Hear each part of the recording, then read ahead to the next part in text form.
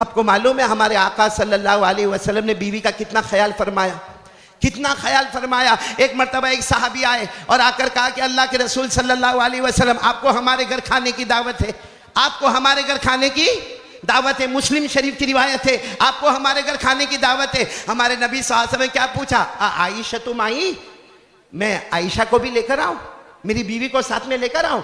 तो वो दावत देने वाले ने कहा नहीं अल्लाह के रसूल, आपको अकेले को दावत है, आयशा को दावत, बोलो आयशा को दावत नहीं। तो हमारे नबी ने फरमाया इज़न फला, तब तो मैं भी दावत कबूल नहीं करूंगा। ये कहकर हमारे नबी सल्लल्लाहु अलैहि वसल्लम चले गए। कुछ दिन के बाद वो साहबी वापस आए, अल्लाह के रसूल आपको मेरे घर दावत है। हमारे नबी ने फरमाया आयशा तुम आई, मेरी बीवी आयशा भी आएगी ना साथ में? कहा नहीं आयशा नहीं, आप अकेले आओगे। हमारे नबी ने फरमाया तो मैं दावत कबूल नहीं करूंगा। अब सुनना, कुछ जमाने के बाद वो साहबी आए, उनके पास भी बड़ी गरीबी का मामला था। आए कहा अल्लाह के रसूल मैं बहुत दिल से चाहता हूं कि आपको मैं दावत दे दूं। हमारे नबी ने फिर वही बात फरमाई, आयशा तुम आई, आयशा मेरे साथ होगी? कहा जरूर, आपकी बीवी आयशा भी आपके साथ होगी। अल्लाह की कसम हमारे नबी ऐसे मुस्कुराए कि मैं कहता हूं जब नबी ऐसे वक्त में मुस्कुराते थे ऐसा लगता था अंधेरी रात में 14वीं रात का चांद निकलकर सामने आ गया। तो हमारे नबी ने कितना ख्याल फरमाया। पहले दावत कबूल नहीं की क्योंकि मेरी बीवी मेरे साथ में नहीं, दूसरी मर्तबा दावत कबूल नहीं की क्योंकि मेरी बीवी मेरे साथ में नहीं। इसलिए मैं आप तमाम से कहूंगा, या हमारे नबी ने एक नमूना, एक हमको एग्जाम्पल दिया कि शोहर को अपनी बीवी का कितना ख्याल करना चाहिए।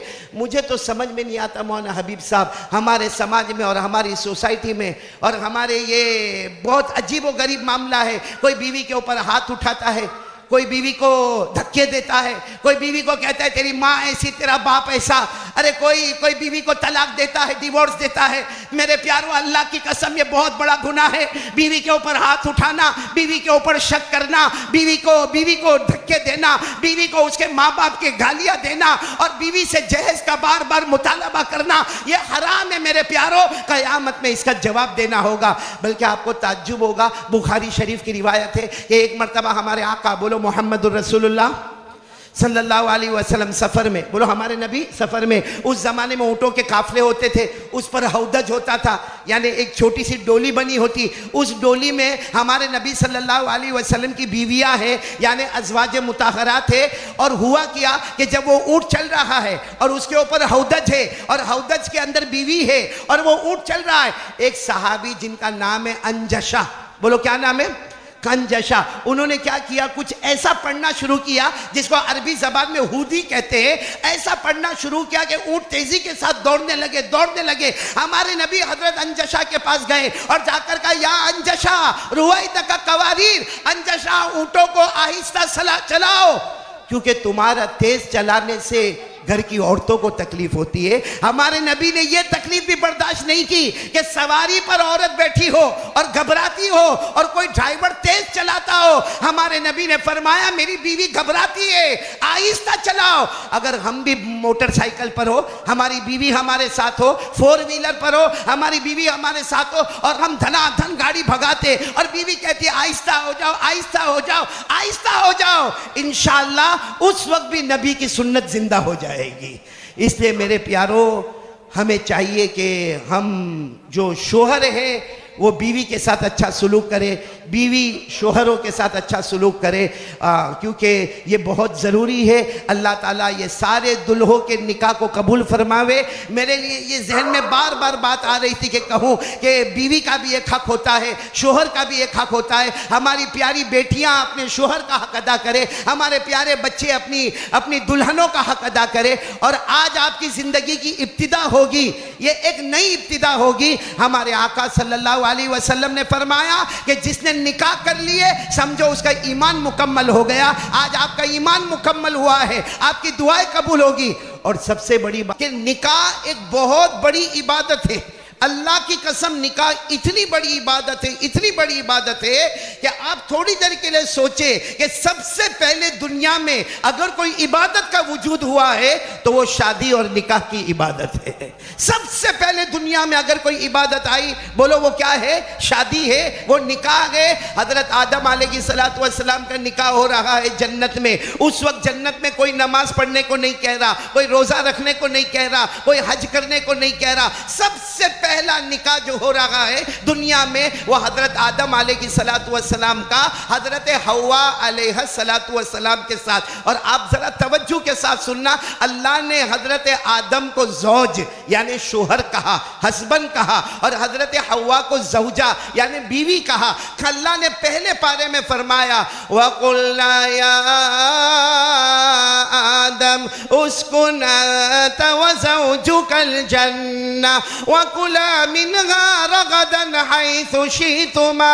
अल्लाह तबारक व तआला फरमाते मेरे प्यारे आदम जन्नत में जाओ, और आपका निकाह हजरत हव्वा के साथ हुआ। तो पूरा मजमा याद रखे, दुनिया में सबसे पहली इबादत कौन सी आई?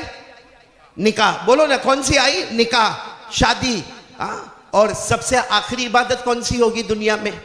सबसे आखिरी इबादत बोलो इंशाअल्लाह। अच्छा एक बात और भी बताओ, माशाअल्लाह दुल्हों के पास से मेहर लिया जाता है और मेहर देना भी चाहिए। आपको मालूम है हजरत आदम अलैहिस्सलातु वस्सलाम का निकाह जन्नत में हो रहा, हजरत हव्वा अलैहिस्सलातु वस्सलाम के साथ। जब निकाह मुकम्मल हो गए, अब हजरत आदम चाहते थे कि हजरत हव्वा के करीब जाए। भाई निकाह हो गए, हर मियाँ चाहता है कि अपनी बीवी के करीब जाए। हजरत आदम भी चाहते थे अपनी बीवी के करीब जाए। अल्लाह की तरफ से आवाज आई, मेरे आदम, ओ मेरे आदम, करीब मत होना, हव्वा के करीब मत होना, निकाह हो गए, करीब मत होना। तो हजरत आदम अलैहिस्सलातु वस्सलाम ने पूछा अल्लाह क्या मामला? अल्लाह ने फरमाया मेहर अदा करो, मेहर अदा करो। अब हजरत आदम अलैहिस्सलातु वस्सलाम को मेहर अदा करना, तो क्या मेहर अदा करें? हजरत आदम खुद जन्नत में है, हजरत हव्वा भी जन्नत में है। अगर हजरत आदम कोई चीज देते हैं तो हजरत हव्वा कहेगी ये तो मैं भी ले सकती थी। भाई जन्नत में से कोई फूल दे दिया तो हजरत हव्वा कहती ये तो फूल मैं भी ले लेती। अरे जन्नत में कोई फल दे दिया, हजरत हव्वा कहती ये फल तो मैं भी ले सकती। तो हजरत आदम अलैहिस्सलातु वस्सलाम ने पूछा अल्लाह मेरे निकाह तो होने हैं हजरत हव्वा के साथ, और आप फरमाते मेहर देना है, क्या मेहर देना है? अल्लाह ने फरमाया, सब सुभान अल्लाह बोलना, अल्लाह तबारक व तआला ने फरमाया मेरे आखिरी नबी आने वाले हैं जिनका नाम मुस्तफ़ा भी होगा, वो मुज्तबा भी होंगे, वो मुर्तज़ा भी होंगे, वो हामीम भी होंगे, वो तासीन भी होंगे, वो यासीन भी होंगे। बस मेरे आखिरी नबी पर 20 मर्तबा दरूद पढ़ लो, आदम तुम्हारा मेहर अदा हो जाएगा। मेरे प्यारो हजरत आदम अलैहिस्सलातु वस्सलाम के निकाह हुए तो दुनिया में सबसे पहली इबादत बोलो निकाह है। आखिरी इबादत क्या होगी? हम सब जन्नत में जाएंगे, बोलो इंशाअल्लाह। अरे बोलो ना इंशाअल्लाह। ये दूल्हे बहुत टेंशन में, बुलंद आवाज से बोलो ना, हम जन्नत में जाएंगे इंशाअल्लाह। अच्छा जब जन्नत में जाएंगे, जन्नत में जाने के बाद कोई फरिश्ता हमको कहेगा कि नमाज पढ़ो? अरे बोलो, कोई फरिश्ता कहेगा कि रोजा रखो? अरे कोई फरिश्ता कहेगा कि अब कयामत आने वाली है? हम तो जन्नत में होंगे। लेकिन अल्लाह फरमाते जब जन्नत में जाएंगे तो फिर एक मर्तबा निकाह होंगे मोमिनीन मर्दों का मोमिनात औरतों के साथ और हुरों के साथ निकाह होगा।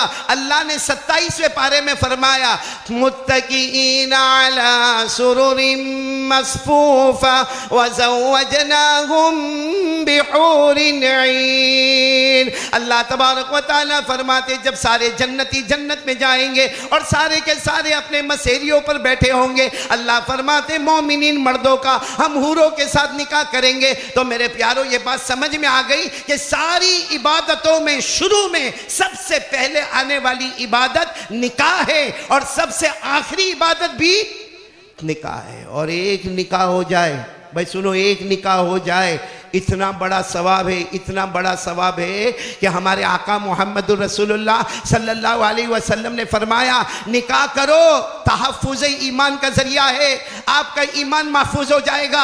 हमारे आका सल्लल्लाहु अलैहि वसल्लम ने फरमाया निकाह करो, अल्लाह तुम्हें माल में बरकत देगा, निकाह करो, अल्लाह तुम्हारी उम्र में बरकत देगा। हमारे आका सल्लल्लाहु अलैहि वसल्लम ने फरमाया निकाह करो और आगे जो तुम्हारी नस्ल होगी मैं क़यामत में उस पर फख्र करूँगा। और आखिर में हमारे नबी ने फरमाया निकाह करना मेरा तरीका है।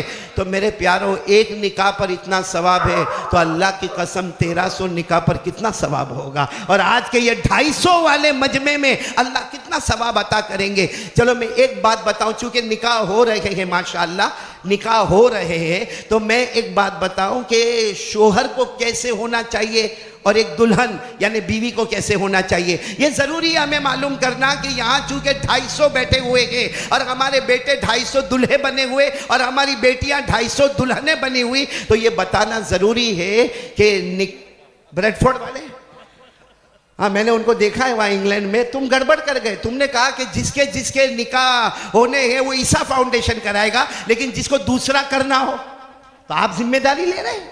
जिसको तीसरा करना हो, पूछो इनमें से किसी को, आप बीवी के साथ आए हो तो आपकी हिम्मत बोले जाए, आपको सलाम कर रहा हूं मैं।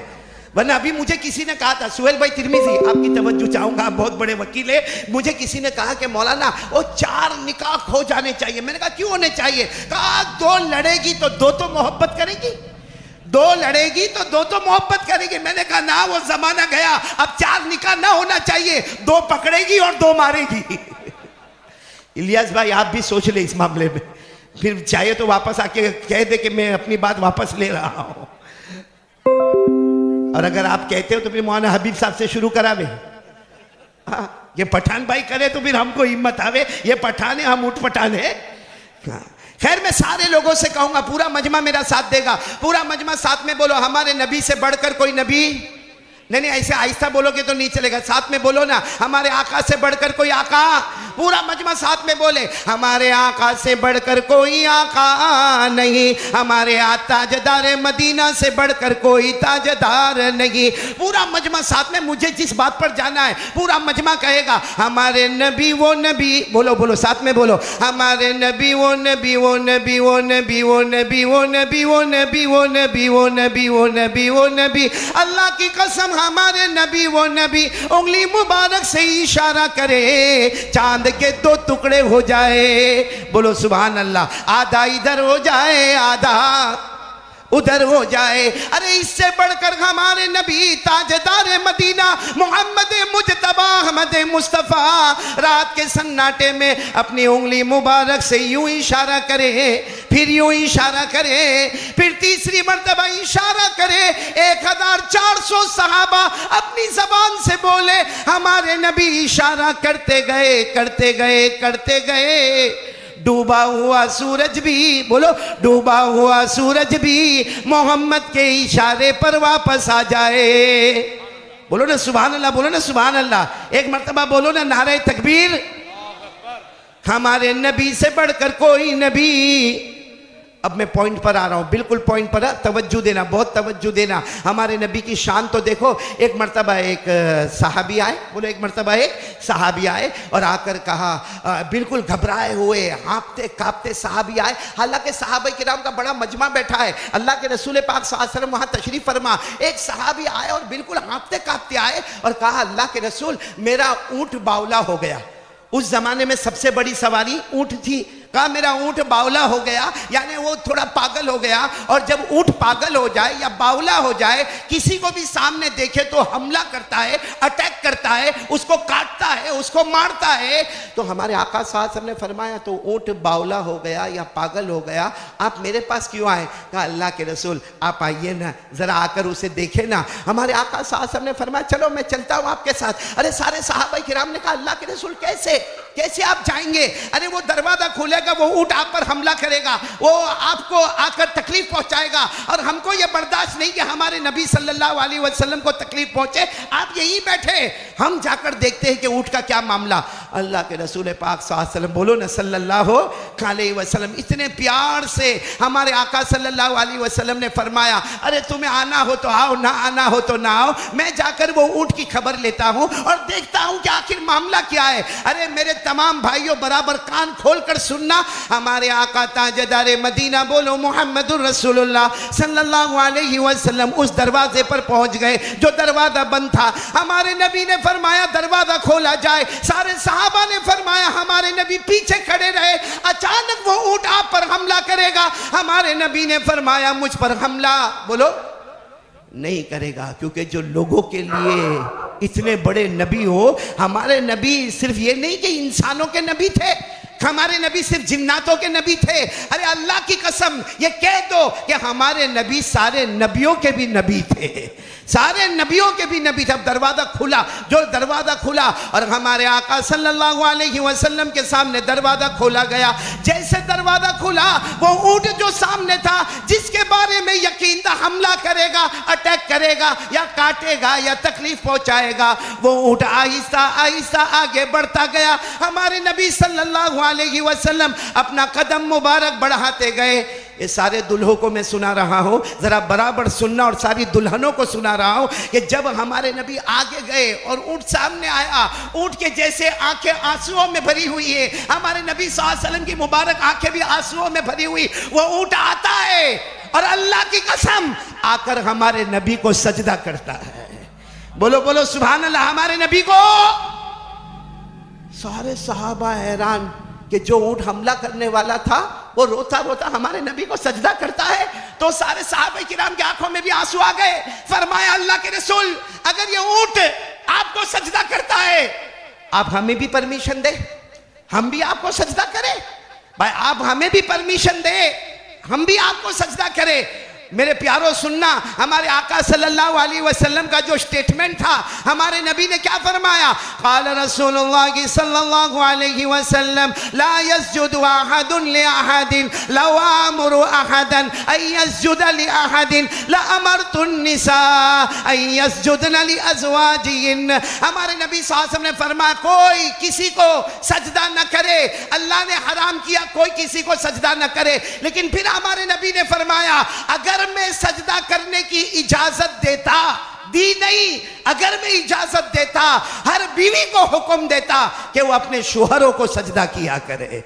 तो इससे मालूम हुआ कि हर बीवी होने वाली जो दुल्हने हैं, चाहे वो 1300 की तादाद में मेरी आवाज़ पहुंचती हो या सामने 250 की में मेरी आवाज़ पहुंचती हो, हर बीवी को चाहिए कि अपने शोहर की इताअत करे, अपने शोहर की फरमा बरदारी करे। अपने शोहर, हदीस पाक में लिखा, अगर शोहर अताअत बालहा, अपने शोहर की फरमा बरदारी करे, दखलतिल जन्ना बिगैर हिसाब वला किताब, बगैर हिसाब किताब के जन्नत में चली जाएगी। ये तो मैंने दुल्हनों के वास्ते कहा, लेकिन मेरे प्यारों, हम जो दूल्हे बने हैं, हम तो पहले बन गए, आप अभी ताज़ा ताज़ा बने हो, हमको क्या करना चाहिए उनके साथ? सुभान अल्लाह, माशा अल्लाह। दोस्तों, ये आपको बयान कैसा लगा? अच्छा लगा हो तो चैनल को कर देना सब्सक्राइब। मिलते हैं अगले बयान में। अस्सलामु अलैकुम।